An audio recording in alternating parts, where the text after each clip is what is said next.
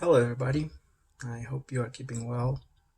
It's been a while since I posted my first video back in 2019 when I shared with Canadians and the world my cry for help. The support at that time and since has been overwhelming, and I thank you for that. For those who don't know me and do not know what this is about, I'm a dental hygienist living in the province of Ontario, Canada, and I've been accused of sexual abuse for cleaning my wife's teeth due to a old Ontario law that prohibited healthcare practitioners to work on their spouses. Dentists obtained the spousal exemption back in 2014, and in 2015, the Dental Hygiene College, proposed the exemption for its registrants to the Ontario government. Due to a human error of my colleague who misread the spousal proposal and me believing my coworker's word without double checking the information, myself and two other dental hygienists provided dental cleanings to our spouses. The College of Dental Hygienists of Ontario and the Ontario government have labeled me a sexual abuser for providing dental care to my wife in 2015. And in addition to being called a sexual abuser, my license has now been revoked for 5 years as of February 24th. The college is also demanding I pay them over $41,000 in legal fees. And there's no sexual abuse. There's nothing sexual. There's no abuse. My wife and I are happy together. There were some people back in 2019 questioning this. There is no sexual abuse. It's just a grotesque accusation that comes with insane punishment. The College of Dental Hygienists of Ontario works for the people of Ontario, not for the hygienists that it governs. And I asked the people of Ontario to speak up and tell the college what their opinion is. Do I deserve to be labeled a sexual abuser for providing dental care to my wife when actual sexual abusers walk around freely hurting people? Do I deserve to lose my career because I cannot work without the license? And do I deserve to lose my ability to provide for my family because I provided a healthcare service to my wife? Please, sign my petition if you think this is wrong. Explaining your point of view, if you have time, takes a minute. In October 2020, the spousal exemption passed, and myself and thousands of dental hygienists in Ontario are now allowed to provide dental treatment to their spouses. Everybody thought I was free of this burden, but I was not. And when I say everybody, I mean everybody from dentists, fellow dental hygienists, people that recognize me on the street or in the stores, friends. Everybody's in shock because I'm still battling this. I've cleaned my wife's teeth 5 times since October 2020, and I was allowed to do so by this spousal exemption. But the college and the courts have still deemed me a sexual abuser for cleaning her teeth in 2015 and wanted my license revoked because we didn't meet the definition of a spouse at the time. The Supreme Court of Canada has denied my appeal without knowing that I legally provided dental care to my wife 5 times already since all this started. And I find it very hypocritical. I want to take a minute to share with you quickly how 3 dental hygienist hearings and rulings have been brought to my attention by fellow dental hygienists. Thank you for doing so.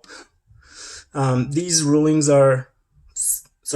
cases are similar in nature to my situation, but have very different outcomes and punishments. What is very surprising is that the judgment of the college is favoring these 3 female dental hygienists. I don't know them. I don't have anything against them. It's just the difference in treatment. And one worked on her boyfriend and two worked on their husbands before the spousal exemption passed. And my lawyer said, and I quote, the college chose to not charge these members with sexual abuse, but proceeded to discipline on the basis of other allegations of misconduct.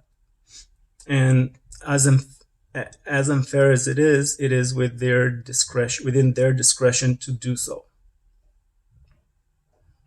And who is going to hold these people accountable for their decisions and the rules they come up with? Watch these 3 rulings in 3 separate short videos, and you'll find the links of their hearings on my Facebook page. Just search dental hygienist, not sexual abuser. You'll find it. You'll find that being caught with 16 years of intentional fraud and secretly working on your spouse, it is not sexual abuse and only gets you a slap on the wrist from the college, like 5 months suspension and a $5,000 fine. Also, that a sexual relationship consisting of kissing and hugging, according to the College of Dental Hygienists of Ontario, it is not as sexual. I mean, how is a sexual relationship called a sexual relationship consisting of only kissing and hugging?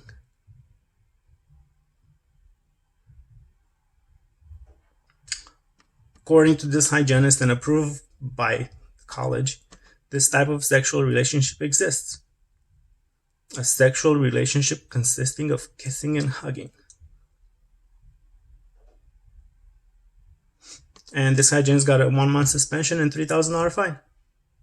And lastly, if you're a female hygienist, dental hygienist, and you're in a relationship with your spouse while providing dental treatment, you get a 3 months license suspension and a $3,000 fine. And it's not considered sexual abuse, according to the College of Dental Hygienists of Ontario. It's only seen as sexual abuse if you're a male dental hygienist like myself. For more details on these cases and their judgment, I encourage you to watch the videos where I will go into more detail, and you can also read the judgments for yourself.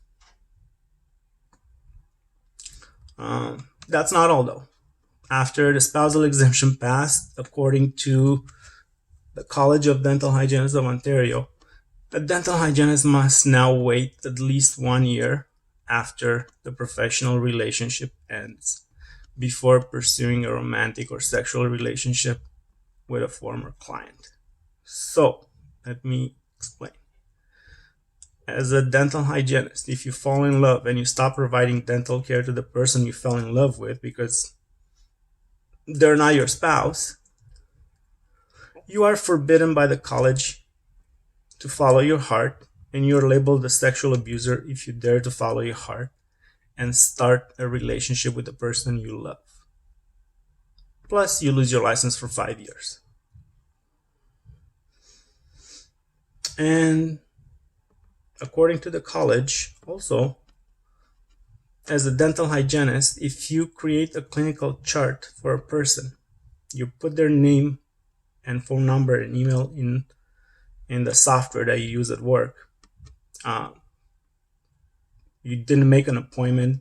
You never see this person for any type of treatment. This person never comes to your office. But let's say you meet up, you end up on a blind date, or you meet up later, 3 weeks later, 3 months later, and you fall in love with them. This person is considered your patient in the eyes of the college, and the college forbids you to pursue a romantic or sexual relationship with this person for at least 1 year, even though you never provided treatment to them. You only took their information and made a clinical chart. Makes complete and utterly sense, right? How do you feel about how dental hygienists are treated in Ontario by their college? What I need now, is the Ontario government to apply the spousal exemption kindly retroactively to my situation. Clear my name of this sexual abuser label, reinstate my license, and allow my wife and I to have a life again, just like these other dental hygienists were allowed to move on with their lives. We have been fighting this for 6 years now, and my wife and I are mentally and physically impacted to an extent beyond words. I wrote letters to Mr. Doug Ford, Premier of Ontario, and to Christine Elliott, the Minister of Health, pleading for justice and for not allowing the judicial system to ruin one simple family. And to date, they did not reply. Maybe I am too small to matter in the eyes of the Ontario government when it comes to righting wrongs, but clearly not when it comes to ruining my life over a human error. Please, I need fellow Canadians and people from all over the world to sign and share this petition by the millions. Do not let this happen to us, please. This petition is asking the Ontario government to retroactively apply the spousal exemption to our situation and repair some of the damage done to us. As a damage done to us as a family, and to me as a dental healthcare professional and human being and a man. Please sign and share this petition.